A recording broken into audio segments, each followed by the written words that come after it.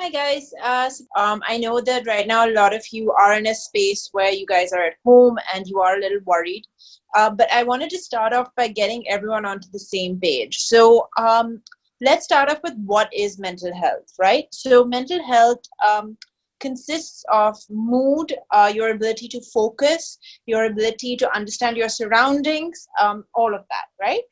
And a large part of mental health is impacted when anything there's a massive change in the environment, or whether there's any form of trauma or there's a trigger present. So one of the things that I'd like you to think about is COVID-19, because that's something that's very, very relevant at the moment, and where you guys stand on it. A lot of young people and a lot of people who are graduating, who have just started their own business, have this sort of, they are anxious a little bit. So a lot of them are anxious a little bit about how to tackle what's going on, right? And let's start off with, how do you deal with anxiety? What is anxiety? Anxiety, if we have to look at it clinically, is sort of feelings of restlessness, feeling agitated. You feel like something is wrong, but you're not quite sure what it is. You also get the sense that you might feel a little bit on edge. So you might be a bit like, I'm not sure what's bothering me, but I'm feeling irritable. I feel almost nervous. And sometimes what happens is you start having ruminating thoughts about it. So ruminating thoughts are recurring thoughts that occur. What this means is the mind is searching for an understanding for the feeling. So it might be something like you're sitting at home and you sent out an email, maybe for a job application, or you submitted your last paper inside, and you sort of are at that point where you think, oh God, did I do that right? I'm never going to get this job. Is the job market going to be open? What's going to happen? And you start having these thoughts. These thoughts, in turn, trigger thoughts of low mood, feelings of nervousness. They impact self-esteem, confidence, all of it, right? And that is not very good for you. And it happens to everyone intermittently. So if you think about it, anxiety is something that's very, very normal. Okay. It's very much within the realm of everyone feeling it. But how do you know when you need to seek help? Okay, and this is a big question. You need to seek help when it starts affecting your ability to manage your daily life, more so for more than a week or more. So if you are having these ruminating thoughts, low mood, feelings of just being uncomfortable, you might want to start thinking about, hey, am I experiencing anxiety? Do I need to maybe speak to someone? Do I need to maybe start doing things a little bit differently? So if you do think you struggle with anxiety, it's not necessary that you immediately need to rush and see a psychologist or a psychiatrist or receive mental health. But it is something to be mindful of, something to track, and start making a few changes to allow you to manage it. Right? So how do you tackle anxiety? It's a big question. A lot of people ask it, do I need to necessarily take medication? Do I need to do things drastically? No. If you are struggling with mild anxiety, a few changes on your own can be helpful. So one of the biggest things with is caffeine. If you're someone who's anxious, please, please, please reduce the amount of caffeine you're drinking. This is something that I think all of us face when we're sitting at home writing a report, or if we're working from home, for that matter. You might feel a bit drowsy, particularly during the afternoons, and you might do an extra cup of tea or coffee. Caffeine and anxiety are not a great mix. In fact, it actually triggers anxiety a little bit more than anything else. So that's one of the things you can change. Ensuring that you sleep correctly. So having a bad sleep pattern exacerbates any mental health concern you have. This could be anxiety, depression, any of those things. So ensuring that you sleep well and sleep consistently at the same time, so that your body clock is regulated, is very, very, very important. Um, Another thing that I would also advocate is you're making sure your diet is a bit more mindful. What does that mean? It means, I'm not saying you need to eat very healthy, but I am saying try avoiding drinking at this time, because alcohol does affect mood. Avoid any form of, if you are taking any sort of drugs for recreational use, it is highly advised that you do not do so at this time. Even smoking cigarettes is not exactly the best way of tackling whatever those feelings are. So being mindful that you don't start drinking more, smoking more. These are things that will affect your mood further in a negative fashion. Being careful about the amount of sugar you eat and the kind of food you eat. One of the ways to help manage anxiety is exercise, and that, for that matter, all mental health concerns, exercise is a fabulous way of kind of managing it. Okay, what that does, why exercise? When you exercise, you release good endorphins. This will be serotonin and dopamine.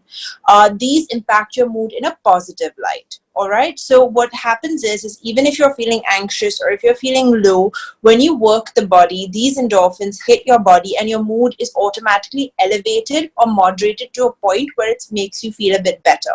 It doesn't happen in one go. It does require a consistent sort of exercise to do that. You don't necessarily need to run. You can do yoga. You can do any form that you feel helps you feel better. So that's another thing you can do, particularly with anxiety. A few other changes you can do is what we call diaphragmatic breathing. What does diaphragmatic breathing mean? It's breathing from your diaphragm, which is where your rib cage is. So how would you do this? You would put your arms below where you can feel your ribs. Breathe in through your nose, hold 1, 2, 3, and a long, slow release. Breathing like this for around 10 to 15 breaths will help you feel a little more centered and able to slow down your thoughts and your ideas and allow you to kind of cope with that. Another thing that would be helpful is to write down what you're anxious about. Often, when we sit down to think about where the anxiety is coming from, it could be, will I get a job? How will I manage the future? When will the lockdown end? Somewhere when you write it down, it helps you gain clarity of where that feeling is coming from and how to manage it. So for example, right now, one of the things to think about if the lockdown is triggering you is that there are a lot of people in the same boat as you. No one knows when the lockdown will officially be lifted. And sometimes when you write it down, you're able to rationalize that thought by thinking, you know what, no one has the answer to this or no one will know. So how do I change the mood? How do I distract myself from the anxious thought? So that's anxiety. Moving on, let's talk a little bit about depression. What does depression look like? So depression is effectively a low, consistent mood that results in sort of an overall loss of interest and a person feeling very sort of closed off and just the word is depressed, right? So it means feeling very low. What this also means is that they'll also sometimes experience a slowing down of thought and inability to focus. They might feel very disconnected from their environment. They find it difficult to engage with people. So someone who is depressed might find themselves cutting off from their friends, finding it sort of difficult to sort of even talk to the family members at home if they're present. So doing all of those kind of things, that's what we're looking like if you're depressed. Now, how do I know I have depression and I'm just feeling low about the lockdown, about COVID, about everything?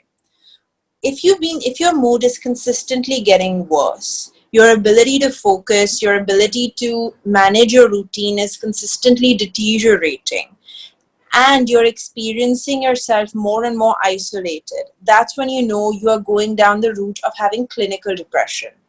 If this mood lasts for over a period of 10 to 15 days, you need to somewhere seek help, okay?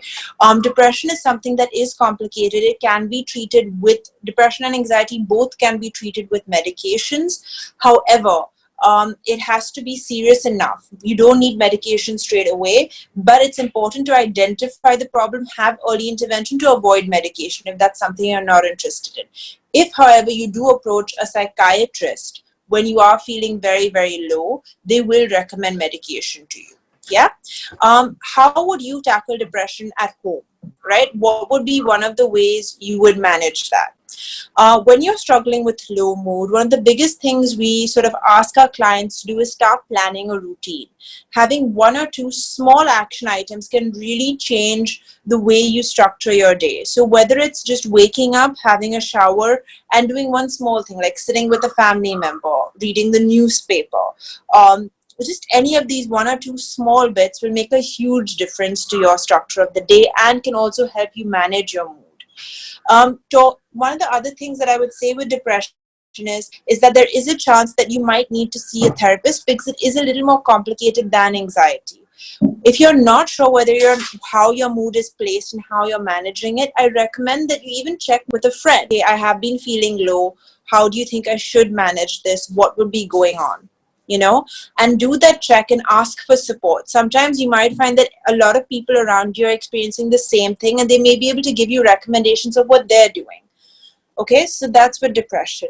When I'm talking about mental health in general, overall as an umbrella term, which includes depression, anxiety, anything else you might be facing, one of the things that I would say to remain mentally healthy, particularly during lockdown, is starting a gratitude journal. What does a gratitude journal mean? A gratitude journal is a space or a diary where you write down one positive thing that's gone on for you. This could be, today was a good day. I had a really nice meal that my mom made for me. Or today I spoke to a friend after really long and she made me smile. Identifying the good and recording it is a great way of helping your mind cognitively focus on the positive, right? When that happens, what I would like you to do is when you're feeling low or anxious is to read those days, read the sequence of positive things, and this helps you what we call shift perspective, right? So this will allow you to kind of focus on the positive, be more attuned with what's going on in a good space. So that's one of the ways to tackle mental health. Right now, a lot of people are asking us, in case we do want to do a check, where do we go? How do we do it? So one of the great things is right now with the lockdown, there are lots and lots of people providing you with mental health services, right? This is across the board. The BMC has a great helpline for all those who want the number. I'm just going to repeat it once. I have written down over here. It's 1-800-120-820050. So I'm going to repeat that once more. 1-800. So 1-800-120-820050. This is the BMC helpline. If that wasn't clear for you, please Google it. The number is available on Google and on a multiple of platforms. If you do want to have a more private consultation and a full-blown consultation, Empower is very much giving those out. I think we're also, there's the foundation for people who can't afford it, as well as the center for people who can. Their numbers are available on the website. So just Google Empower the center, Google Empower the foundation, and you will get their numbers. It'll pop up. If you don't want to go to Empower, there are lots of other spaces. Please Google mental health services next to you and do seek a consult sooner versus than later.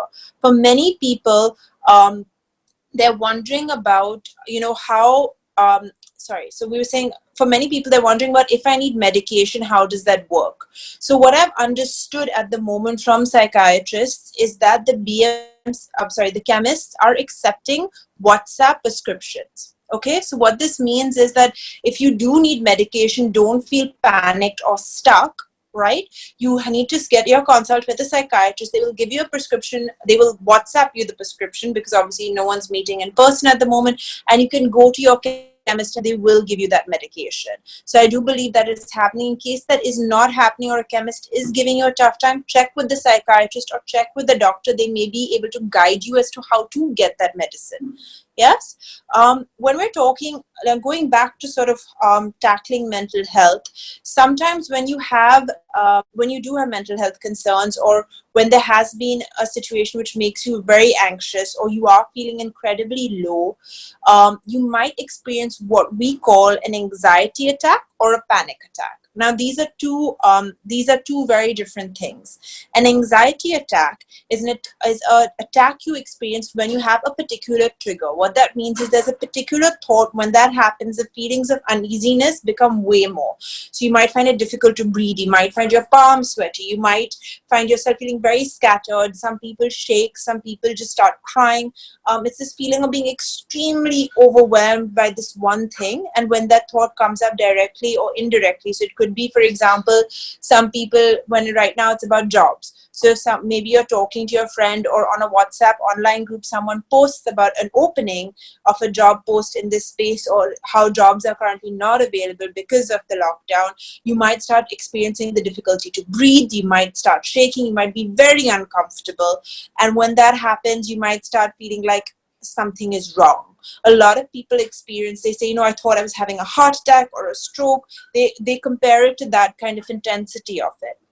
And when that happens, it's time to sort of take a step back and You have to be very careful with it. So how would you deal with an anxiety attack? So what we say is that one of the few things you can do is breathe into a paper bag or take a malmal cloth, soak it in ice cold water, put it across your mouth and breathe in and breathe out. So how would that look for you, right? So let me just sort of grab a tissue for 1 second and I'll show you what it would look like. Right. So they say the tissue is your malmal cloth. You'd soak it in cold water, you take it up, put it on your mouth. So what happens is the cool droplets reach your throat feels more relaxed and you're able to manage it, right? You're able to somewhere kind of feel the cool air and you will feel more calm. If it's not settling and the breathing is not helping you, one of the things I would recommend is grabbing a piece of ice. Okay, this sounds very strange, but go with me on it. Grab a piece of ice and hold it. What you will notice is that as the ice gets colder, your focus and your mind seems to focus on your hand. You're going to be like, why is something so cold? This is uncomfortable. So you're sort of really forcing, when your mind is scattered, you're forcing it to focus on something physical. So when people experience an anxiety attack, they often feel very, very different and they feel almost detached. Like the mind and the body seem like they can't get themselves together. So what we're doing is we're forcing the mind and the body to collaborate, come together, focus on the ice in the hand, and manage to sort of gain control. So now your entire body's focus is going to be like, okay, why is this happening? In case you're very uncomfortable, shift the ice to the other palm and do the activity again. You may even want to do a few deep breaths whilst you're holding the ice in your hand. It will be useful. For those who do not, and I repeat this very carefully, for those who do not have any history of acidity or medical health concerns to do with stomach lining and other things, you can bite. A similar effect would happen if you bite into a green chili. So what it does is the burning in the mouth forces the mind and the body to go, oh, something's up, I need to focus here. So it focuses the attention here and it helps you sort of soothe and calm down. If you are using the green chili method, I request you to keep some milk next to you so you can cool your mouth down. You're not supposed to just sit with the burning mouth for really long. Make sure that you can sort of cool yourself off.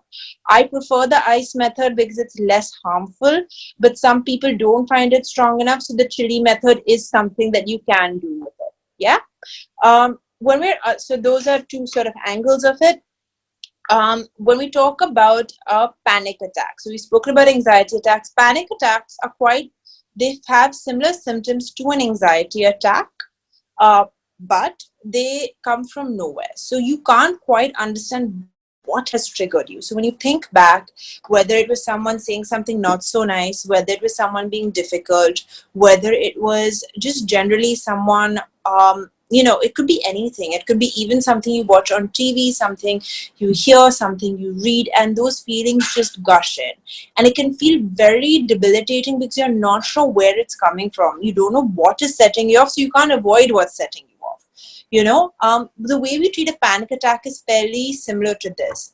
However, the danger of not speaking to a psychologist or a mental health professional about panic attacks is, if you don't tackle it and you just let it pass and you go, you know what, now I'm fine, there is something where you experience them more and more frequently, and it can become something what we call a panic disorder.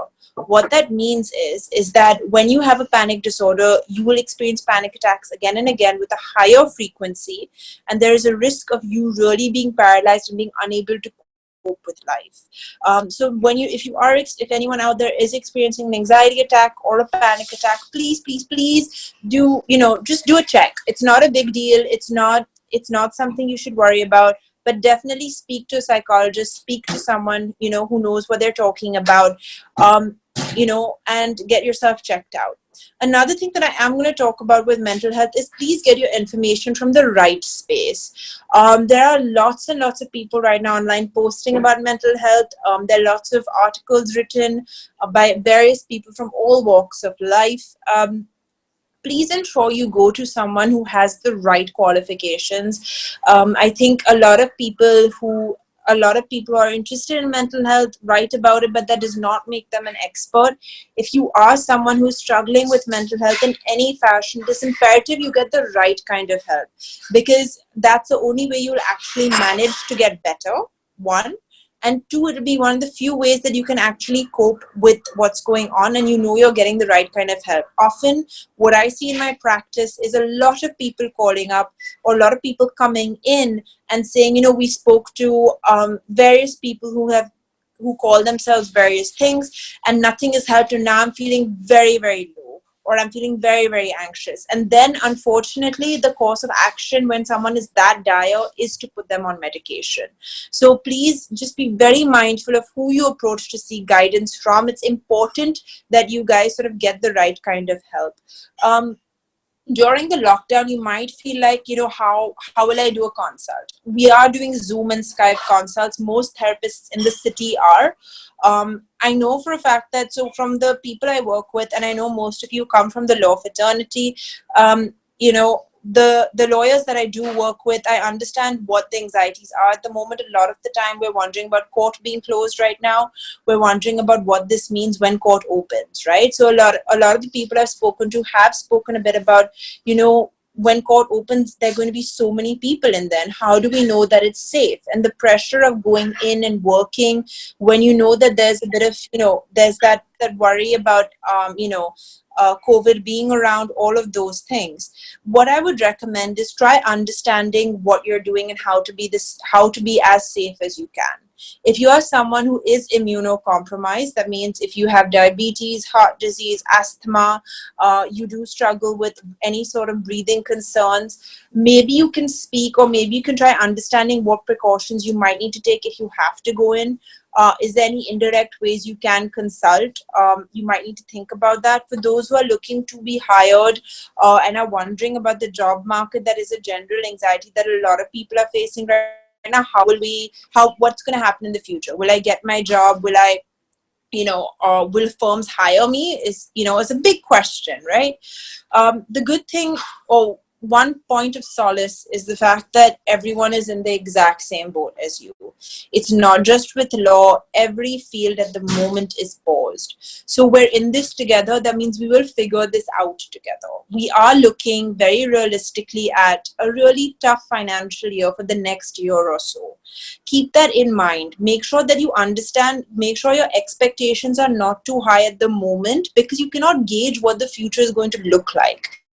And you worrying about the future of how it's going to look like and having ideas set in place is going to be difficult if they don't manifest, and it's going to put undue pressure on you as well. So be very careful about doing that. I would say take it as it comes. Speak to your peers, understand who to, what they are doing, how they're setting up. Take all the necessary steps you can. For those who are anxious about that, the best thing you can do is be as prepared as you can. Make a list of firms that you might want to apply to, list of senior advocates you want to work with, who would be the right kind of connections to have. If you are looking at jobs, speak to your universities, right? Speak to your colleges, speak to your professors. What would you do? Are there alternate options? Can I write papers for a year whilst, firms are sorting out whether they're hiring or not? Is it possible for me to do some pro bono legal work? If you can, if that's something that you're able to do, can I start that so I still keep up my experience whilst I'm searching for a job? What are the ways that I can manage things? If at all you are very stressed and money is a concern,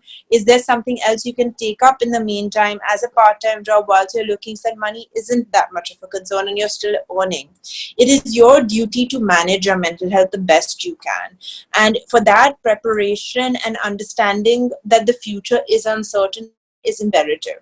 There is nothing anyone in this country or anyone in the world who can predict what's going to happen next, but we're in it together. And that's something that I keep telling everyone repeatedly. If we're in it together, we'll figure this out together. You are not alone, and people will be there to support you. I do know that big companies are really taking responsibility for mankind at the moment and making sure they have allowances. Every field is going to go through change. Yours is not the only field that's going to go through change. So be prepared for that. But at the same time, maybe what we can do is look at the positive, what's going to happen. And coming to looking at the positive, another thing to think about when we're thinking about COVID-19 is, can you identify to yourself within this moment, what are some of the positives that have come out from lockdown? And this is a very tough question to ask, particularly if you're feeling very isolated and very alone. You might say, what type of question is that? There's so many people who are, fighting for their lives. There's so much of, stress in the environment. What's the positive? And that's I think a skill that you need to start working on, because in every situation there will be something to hold on to. So I will share what I've been personally holding on to during this lockdown. So one of the things that I've been holding on to is the fact that nature is at an all-time high. We're seeing some beautiful pictures of how the environment is thriving at the moment, and how people are, how people staying away have really somewhere rejuvenated everything that's gone on, and it's reduced pollution levels. It's done a lot for the environment. That's one thing. Another thing that I think COVID-19 and the lockdown has done is given us an opportunity to reflect. So, it's given us a time to think about what really matters. It's really helped put things into perspective for us. Speaking of that, there is something that I do want to address. There is, on social media, there's a massive narrative going around about being productive. So you've got people doing a 40-day fitness challenge, bake-offs. They're doing, these quizzes, and they're trying, we're learning a new language. We're doing all of these things. We're upping our skills so that when this opens out, we'll come out looking a certain way and, being better than ever. And I'd like people who are listening to this to just think about something for one moment. This isn't a big holiday. This isn't a sort of a time for rejuvenation or necessarily be productive. This is a time for reflection. And you don't have to be productive. If you are feeling sad about what's going on, if you are feeling hassled, your feelings are valid, and it's okay. You don't have to be the person who is doing 25 burpees and then doing home workouts, or making MasterChef style food, or being on Zoom conversations all the time. If you don't feel like doing all of those things, that's all right. It's okay to take a back seat. We are going through a global pandemic. That's massive. For the first time in the history of most of us being alive, have we ever experienced anything like this? The change is not easy. And when you guys, the law community, one of the best things about it is that you guys really are a community. And I've seen it. Lawyers help out other lawyers. They're very good at connecting with people. So do a check-in to your peers at this moment. There's so many people who are in home situations which are not helpful, whether it's parental dynamics which are not really helpful, or having extended family present who are not particularly nice or supportive. People come from all different spaces, and it's important to check in if you feel someone is not themselves. It's important to reach out. It's important in any capacity you can to be as helpful as you can, So really take that in mind. If you yourself are feeling low, that's okay. Sit with the feeling, maybe talk to someone who you feel comfortable with, or try in a way to sort of write down what you're experiencing, what you're going through. And that's a really nice way to process when you have a mental health difficulty or concern. So that's another thing that you can do. So we've spoken a bit about depression and anxiety. I'm just going to quickly, because I'm aware of the time, we're already at 12:30. I'm just going to quickly sort of talk through a few other clinical concerns. And if any of these symptoms are highlighted and you want to do a check, please, you can call up sort of the Empower the Center for an appointment with a psychologist. The number is 97028 00049. Yeah. So you can call us up and you can speak and have a screening appointment. The foundations, if you feel like you can't afford services at the center, the number is 081 087 99299.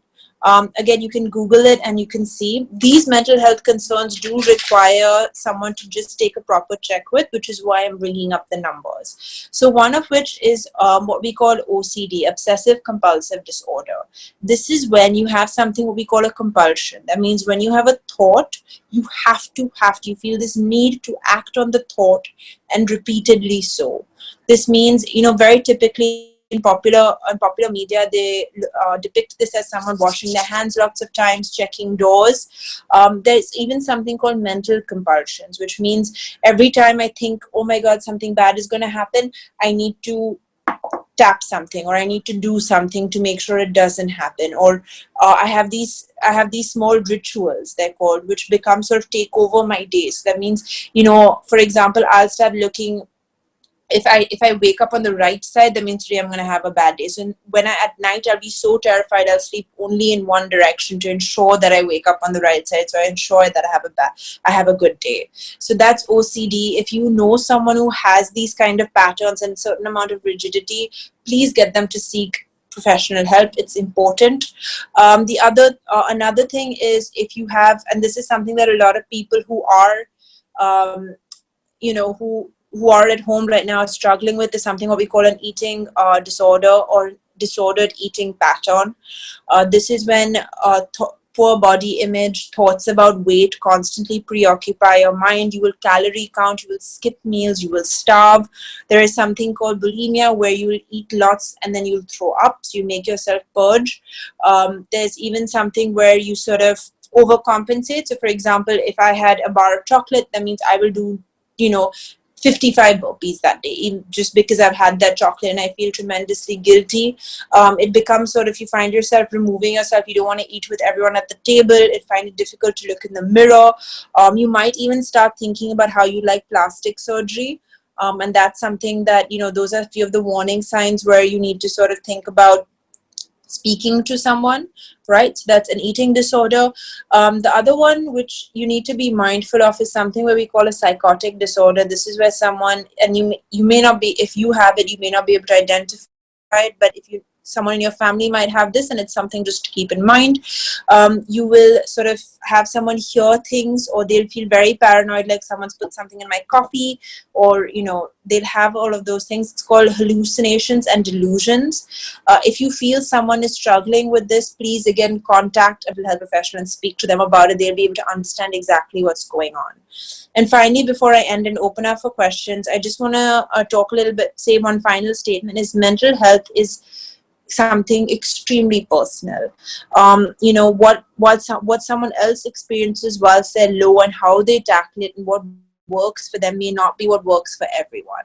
So whilst a lot of community spaces share resources, don't feel stressed out if those resources don't work for you, if meditation doesn't work for you.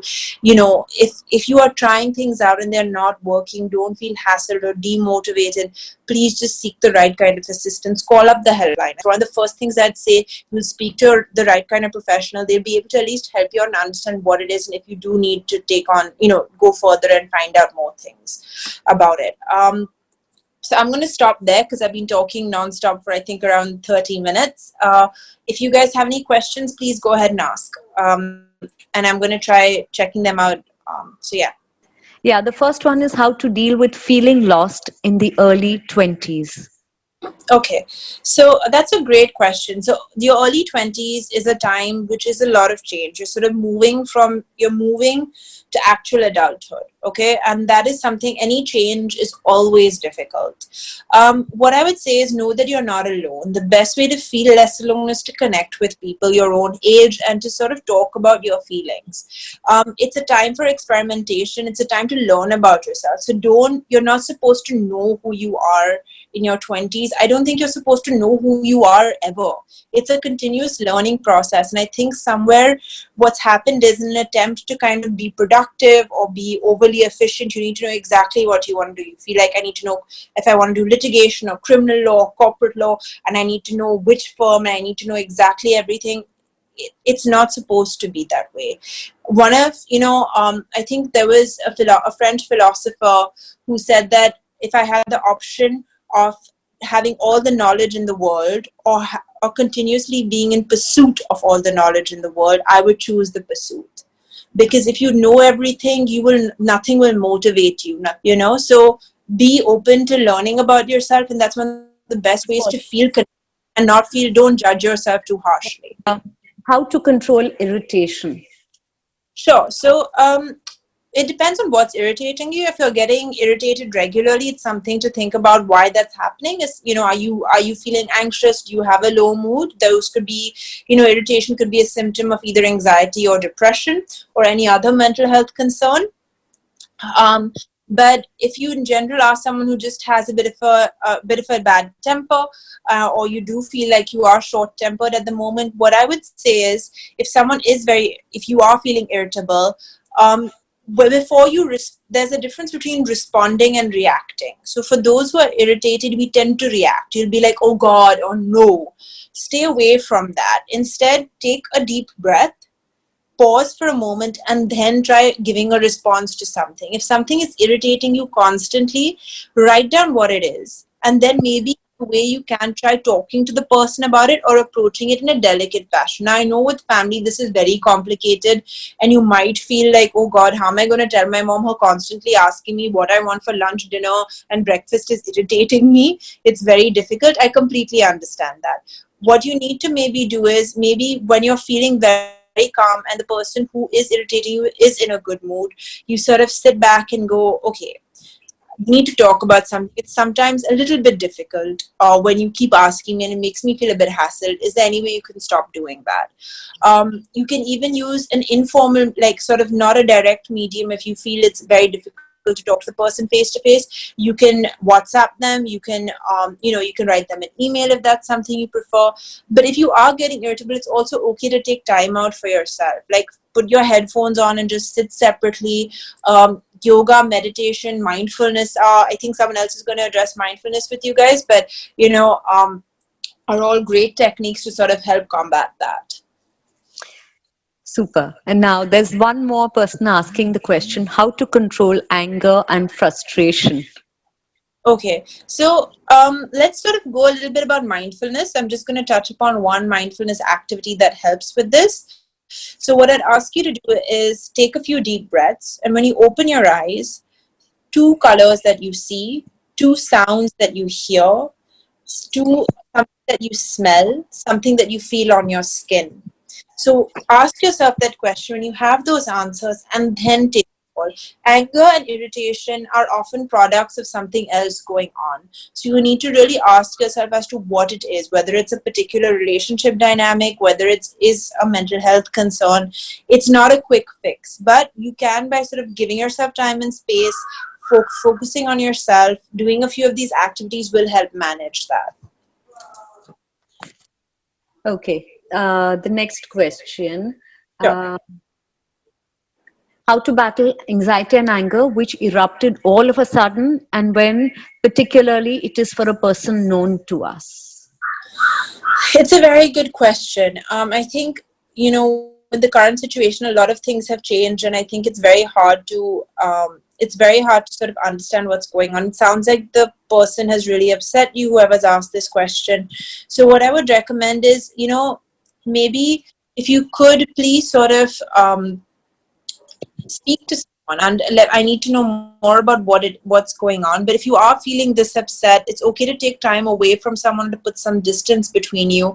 If you cannot put physical distance, even putting a little bit of emotional distance is something that's really useful. So you can, maybe take some time. If there's nowhere you can, if there's no space, I know a lot of people struggle with that, go and sit in the bathroom for 25 minutes. I tell my clients all the time. Right now, everyone's saying social distancing, but I know social distancing is a privilege. You need to have space to distance.